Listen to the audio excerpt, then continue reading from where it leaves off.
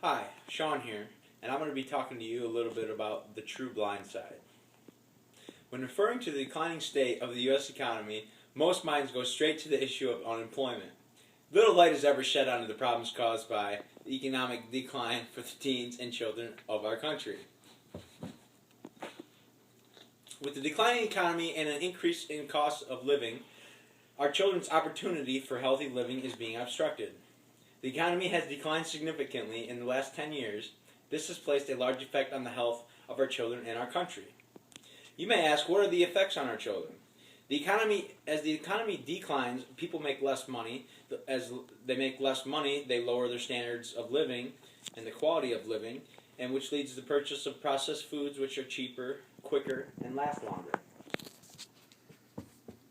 The increase in cost of food and the declining economy also causes parents to stop buying these healthy foods to pack into their children's school lunches. Many schools have subsidized school lunches for the low-income families. So if the parent's hurting, the economy can pay, in this economy, can pay 40 cents for their children's hot lunch at school versus spending around 5 on the sack lunch. That's probably going to be the first choice. Although the school lunches are regulated, they are still high in calories and low in things such as vitamins and minerals, which are necessary in the diet of a developing child. Children are not being presented with the proper food that gives them an opportunity to be healthy, and this can cause childhood obesity. The current path of our youth that leads them to an unhealthy life in the future. It definitely starts with the declining economy that leads to decreased income, which leads to the parents penny pinching and money saving, which tends to make their parents purchase lower quality, cheaper foods, like we talked about, and that are unhealthy and can lead to childhood obesity and associated diseases. Childhood obesity is defined as having a BMI within or past the 95 percentile. Childhood obesity alone is a very serious disease, but further down the road can have very harsher outcomes, such as being diagnosed with high blood pressure, high cholesterol, or type 2 diabetes. Children are not only at risk for these diseases, but they are also at risk for cardiovascular catastrophes such as heart disease or even heart attacks. This extremely early onset of obesity can cause very severe health issues and is present in the present and future. When looking at the big picture, 17% of our children are obese. This coming from an Overweight in Children magazine published in 2012. Even though 17% does not seem like a lot, it really is. When looking at this number, one must remember that this doesn't even account for the children who are considered to be overweight. Another statistic from the CDC tells us that in 2008, over one-third of all children and adolescents were overweight or obese.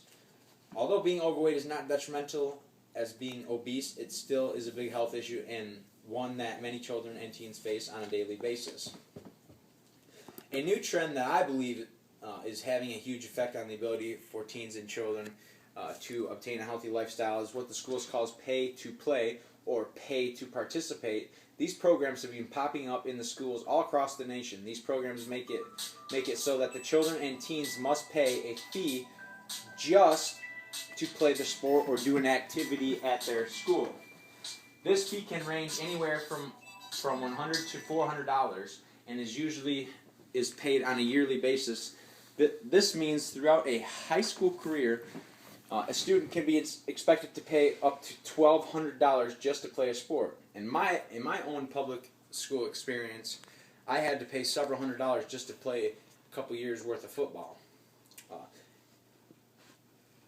These are public schools that have never charged for this in the past. There's clear evidence out there that the pay-to-pay fees discourage some students from participating in the sports at their schools. When the fees are small, $50 to $100, participation rates don't go down that much. This coming from Central Michigan University Assistant Professor Scott Smith.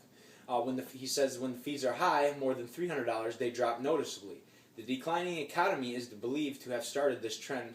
As public schools are scraping for money just to buy books, they are looking for a new source of income to support their extracurricular activities. Not only has the declining economy caused this new fee, but it also has made it harder for parents to pay it. When you get the combination, it takes away from their children significantly. With the down economy, how can parents afford to pay prices? The answer is simply that they can't. Some schools offer special waivers for low-income families, but it comes with the social stigma for students. This is a huge problem, especially during the adolescent years. The social stigma could be viewed in the eyes by others as being spoiled or flawed. Also, some parents feel that if they pay for their child to play a sport, then they should be playing. And this isn't always the truth, because I remember when kids, parents would get upset at the coach for not being put in the game, even though they paid, for their kid to play. These pay-to-play programs clearly have restricted a child's opportunity for physical activity and is not helping our youth. With the down economy and the devastating effects has led to the other factors that heavily contribute to the high childhood obesity. One drastic factor that I see is the increased use of technology as a replacement for physical activity. The increased prices for extracurricular activities, along with the lack of physical activity and the powerful marketing strategies from technology companies, has made it easy for childhood obesity to manifest itself in our children and young adults. In the past 5 years, the amount of time the average 8 to 18-year-old spent with media has increased by from 1 hour and 17 minutes a day to 6 hours and 21 minutes in 2004 to 7 hours and 38 minutes now in 2008. In 2008, the CDC revealed that over 1/3 of all children and adolescents were overweight and obese. What makes this even worse is snacking while gaming. This all combined together, now that it's 2012, it's even way worse than that. In conclusion, the declining economy and the increase in the cost of living of our children's opportunity for healthy living is being obstructed. Ultimately, the forces of the economy have a very large effect on the childhood obesity, and I think that this is a driving force that is overlooked the majority of the time. People think the declining economy and usually their minds go straight on the effects. Usually their minds go straight to the effect on adults, jobs, and money. Not many people stop to think of the state of our economy as just as a big of an effect on our children here in the United States as it does the adults. The decline in the economy has created a toxic breeding ground for childhood obesity.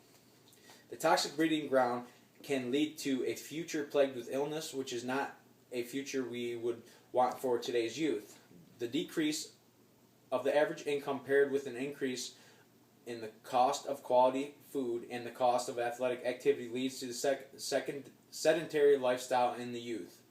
This problem is not simple and cannot be solved anytime in the near future until our economy changes and the government, along with the health industry, work together with society to strive for change. Our children's opportunity for healthy living will continue to spiral downwards.